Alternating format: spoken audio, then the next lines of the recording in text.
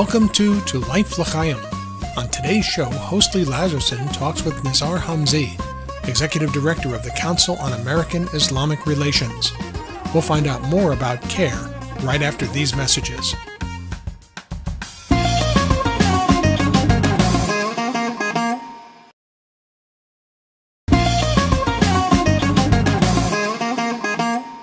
With us in studio today is Nizar Hamzy. Nizar is Executive Director of Florida for CARE, the Council of American Islamic Relations, on American Islamic Relations, yes, correct? Yes. Very yes, good. Nizar, thank you very much for joining us on Thank you. Life L'Chaim. Thank you for having me, and shalom. Thank you very much, sir. We have a lot to talk about. Yes. Certainly, first of all, talk about what CARE is and what your role is as Executive Director. Sure. I'm the Council on American Islamic Relations, Florida. I'm the Executive Director here. And our basic role is to protect the civil rights of the Muslim community, enhance the understanding of the Islamic religion and the culture, of the Muslim world, and fight stereotypes, through doing interviews like this and going to speak at universities and different groups to educate them on what exactly the Muslim community is and what Islam teaches, because there's a lot of stereotypes out there. What are some of those stereotypes? That, Muslims are aggressive and Muslims are all terrorists and Muslim women are oppressed. That, another unfortunate stereotype is Muslims and Jews fight, they hate each other. That's something, that we try to curb, and we try to put that to ease. Right. So in terms of CARE, I want to address the Quran and some of the passages that are in the Quran. Okay. But in terms of those stereotypes of CARE, there's a history with CARE in terms of the Holy Land Foundation trial in which CARE was named as a co-conspirator, and that you had members of Hamas as speakers to major fundraising organizations. Is that false? Yeah, first, that information is false. CARE was never listed as a co-conspirator in the Holy Land Foundation trial. Otherwise, they would have been involved in the indictment and went and had an opportunity to... An unindicted co-conspirator. Yeah, correct. Yeah, they were listed as an unindicted co-conspirator. Real quick about CARE. CARE is as a nationwide organization. They started in 1994.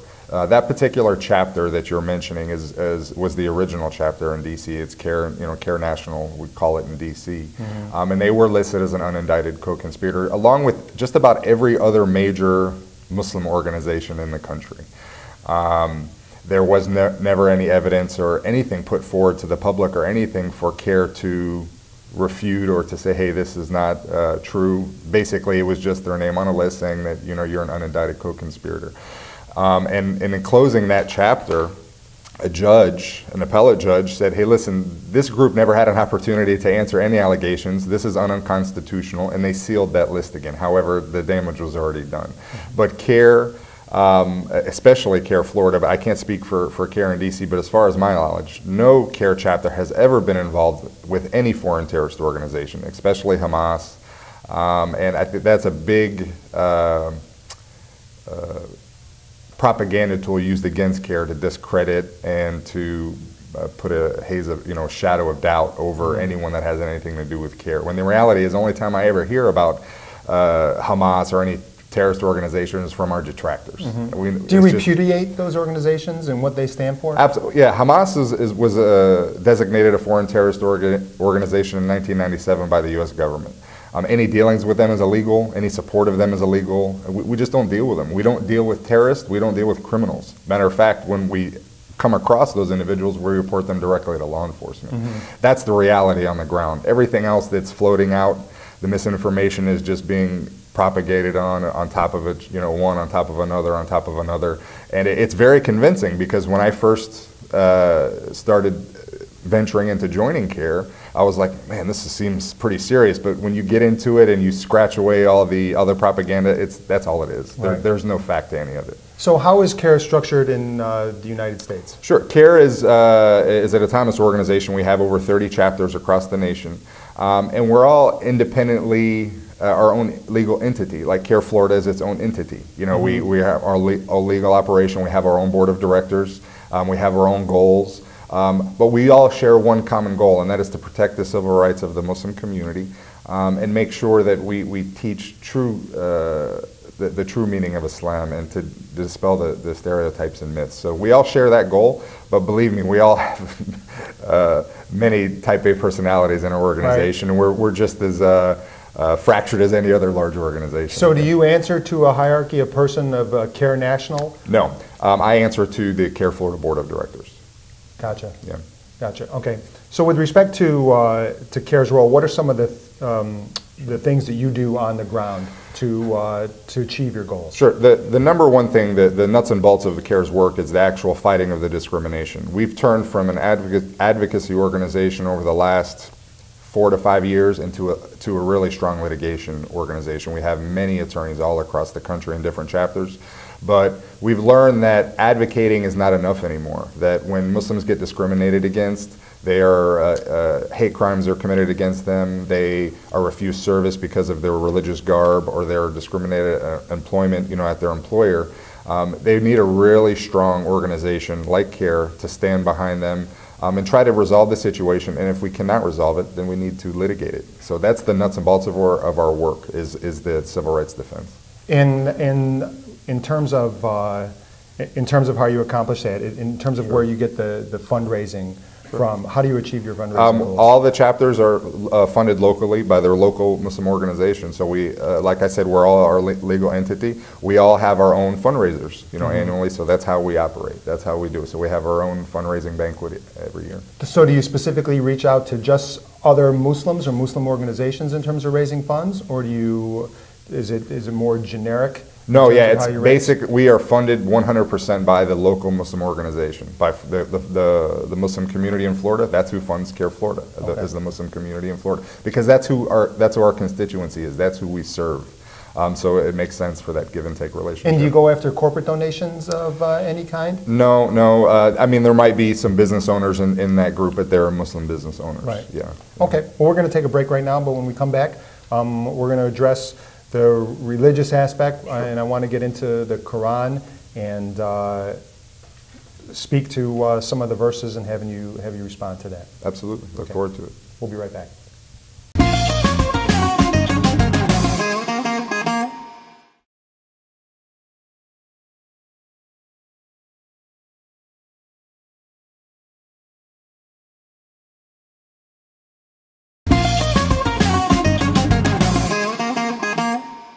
We're back in studio with Nizar Hamzy, Executive Director of CARE for Florida. Nizar, what is jihad? Jihad comes from the Arabic term jihad, which means to do one's best. That's the actual root of that word, jihad. There's different forms of jihad. There's the most prevalent, the most one that's talked about within the teachings in the centers is the internal jihad. The internal struggle of staying away from evil, doing good deeds, and trying to control yourself. That's the most prevalent jihad. That's the one that's talked about. Another form of jihad is against oppression. And that is something that we're seeing a little, worldwide. It's not just a Muslim situation against all communities. That's another type of jihad, is to fight against, to do one's best against oppression. And then another type of jihad is also society type driven, is to keep society straight, keep society within a set of law. So that's a brief description of jihad. But certainly jihad is what we hear of is the fight against infidels and death to infidels and the war against infidels. Yeah. I think there's a little bit of misinformation. First of all, regarding the term the infidel, that word is not an Islamic word. That word was used by the Christian Crusaders. They're the ones that made that word, and they use it actually against the Muslims. So when we hear this term infidel, it's not an accurate word. I think the word that, when you're saying maybe kafir, that means non-unbeliever. But the term infidel is not an accurate word. That's not something in our vocabulary. But there is a group within the Muslim community, the extremist group, that are fighting what they believe to be a war that they need to, because people are either attacking their religion or whatever justification they have in their head. And that's what we're hearing about. And the media is using this term jihad to describe that, so that's why it's very common. Right. So do you repudiate those people in terms of who actively talk about death to non-believers and who seemingly want to take over the world with Muslim domination? I mean, certainly that's the impression that we have. That's, you know, in terms of guests that we've had on the show, and what they believe is the truth of Islam, that its goal is to take over the world. Yeah, the reality is there is a minute few in the Muslim community. There's over 1.5 billion Muslims worldwide. We know these numbers. The problem is those individuals get the biggest media voice because of, you know, that's how media works. The controversy, the death, the war. However, those teachings, and especially from my perspective and Care Florida's perspective, we not only reject those, we are offensively against those. We go on offense when it comes to individuals like that. If we happen to see them in the community or they do something, we reject them and we go after them offensively. We report them to law enforcement. We send alerts out to the community. We don't want those people in our community. Right. Absolutely. And people that do that stuff worldwide are not following the teachings of Islam. However, they think they are. They're propagating to people that you have to fight and, you know, kill the non-believer. You know, there's a lot of things that are taken out of context like that. Mm-hmm. But absolutely against that, we repudiate it. We don't want anything to do with it because it makes society unsafe. In Islam, the true teaching of Islam, there's no compulsion in religion. There's nothing telling me you have to become Muslim or I'm going to kill you. It's not like that. And you know, anyone that says anything having even close to that, we know that they are an extremist type doctrine. They've been indoctrinated, and that's something we reject. Right.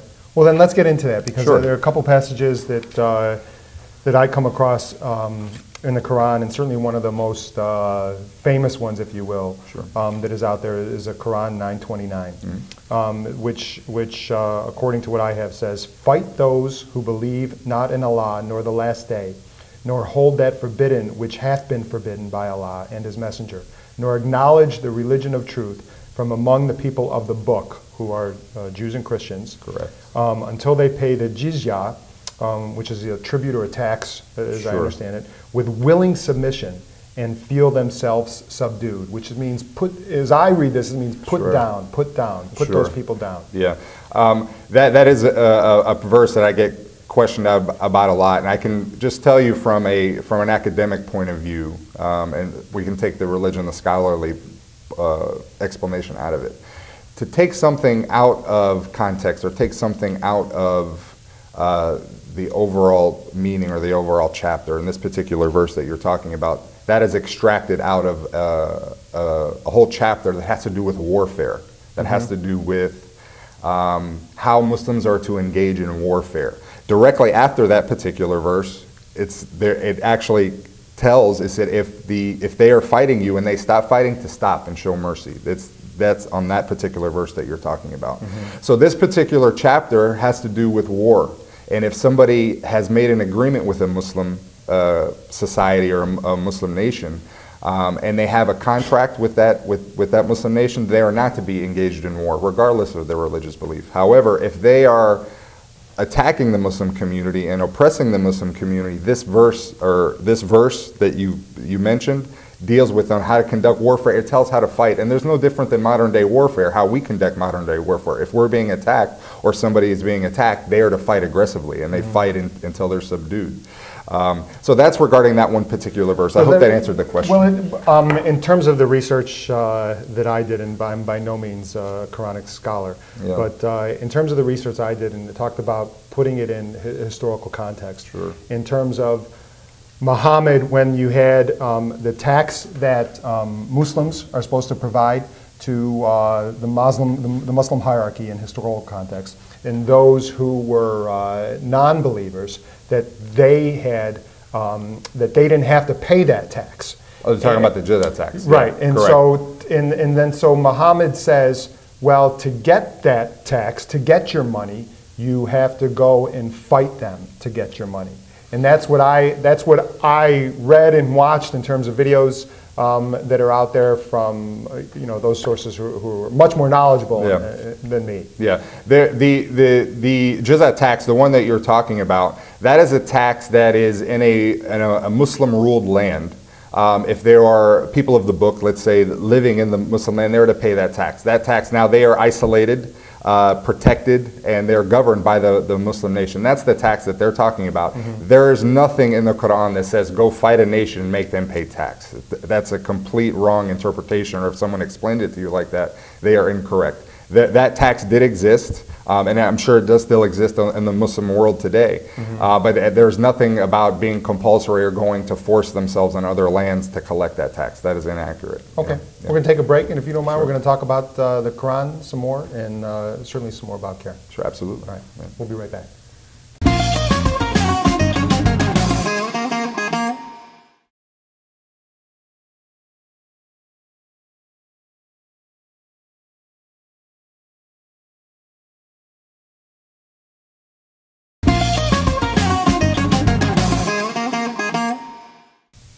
We're back with Nizar Hamzy.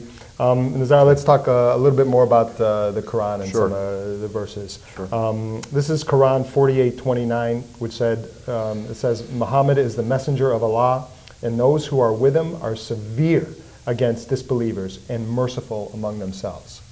There's a little bit of mistranslation there. In that particular case, that verse, they're talking about the faith and the belief of the faith.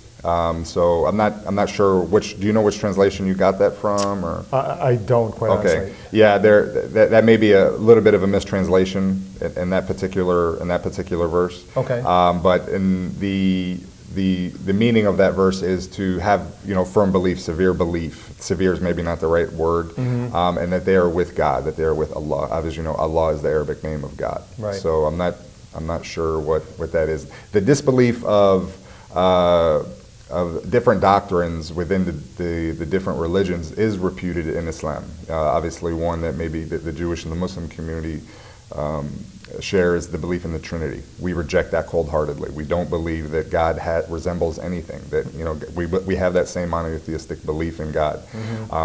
So that particular verse is going along the definition of faith and our strong belief in faith. Okay. Yeah. Muhammad said, this is Sahih Muslim 30. Muhammad said, I have been commanded to fight against people so long as they do not declare that there is no God but Allah. Yeah, that is taken out of context, and that's in the fighting of warfare, when they are fighting in warfare, and that is one of the commandments is when you're engaged, you fight hard. Like I said, but that's no different than modern day warfare, how we fight, and how the American military operates, or any military. When they fight hard. So the critics say that those who support Islam and who talk about it on their behalf use that word context over and over and over again, and that it's used to minimize to the world what is really in the Quran. Okay, you have a point, and I think it's important that we talk about that. It depends on your perspective, right? Of how you live life, how you want to live life, how you want to treat and live among the people that you're living with in our society. Let's say in America, it depends on your perspective. If you want to be dominant and you want to convert everybody, right? You're going to take the stuff out of the religion, in this particular case Islam, and you can really twist the meaning however you want. And that's what we find the Islamic fundamentalist or the extremist, that's what they do. However, the mainstream Muslim community, and I can tell from being on the ground, in fact, the mainstream Muslim community rarely talks about these verses, because this is not something that we're dealing with in our society here in America. We're dealing with how to live with the people of the book and the people that don't even believe in God. That is the verses that we are teaching and being taught in the Islamic centers, and what we're teaching our children. Because these other verses are, like I said, taken out of context. It has nothing to do with our situation here in the United States. And this is what we teach, and this is what we do. It's like me teaching my child. I have 4 children, right? go fight until, that's not what I teach my children. I teach my children to love, to respect, and that God made this whole universe, all of humanity, so we can know each other. And that's the verses from the Quran. So you're going to have people with a perspective from both sides. They're there, but it just chooses who we want to follow and what we want to be a participant in. The people that follow the teachings of Islam, the peaceful teachings of Islam, and the how to live in society, obviously they're going to be picked apart by the people that don't like Islam. So they're going to pick these verses out and say, well, what does this mean? And what does this mean? Well, we really don't apply that. We don't follow that because this is not something that applies to our life in society. Now, if we're being oppressed and we're being fought, then obviously it's different, right? But it's not like that. I happen to be watching a show of, it was a news story that showed a suicide bombing in Afghanistan, in which a good deal, I think upwards of 6, 7, 8 members of one family were blown up because it was an event in a square, and then they went back to the family's home and talked with grandparents who survived, and they talked about how those people who were suicide bombers in the name of Islam have never read Islam, and how it was just wrong for what they did. And I sat there and I watched it, and my family, we said, well, why doesn't that message get out? So why isn't after the Boston bombing, it seems that there's no willingness or not a strong enough desire to get a more moderate message out in terms of repudiation. I guess it just doesn't seem, either it's not being told or there's not the effort put forth to get that message out. Well, I can tell you from an effort standpoint, it's definitely there, because every major Muslim organization, not only in the country, but around the world, condemned it and absolutely spoke to specific verses in the Quran that said this is prohibited. This type of activity is prohibited. I think it goes into is we're just not being given the stage. I think that's really the issue, because it's not controversy for a Muslim organization to come up and say, we condemn this. It is controversy for a Muslim organization maybe somewhere else in the world to say, hey, this is good what happened. So they're going to blast that all over the media. But as far as effort, the Muslim organizations are absolutely against it. We've all came out immediately against it. And we work with law enforcement. People don't understand and first of all see the way we work with law enforcement is something that no other community in this country does to combat these types of situations. So I think it's a matter of perspective.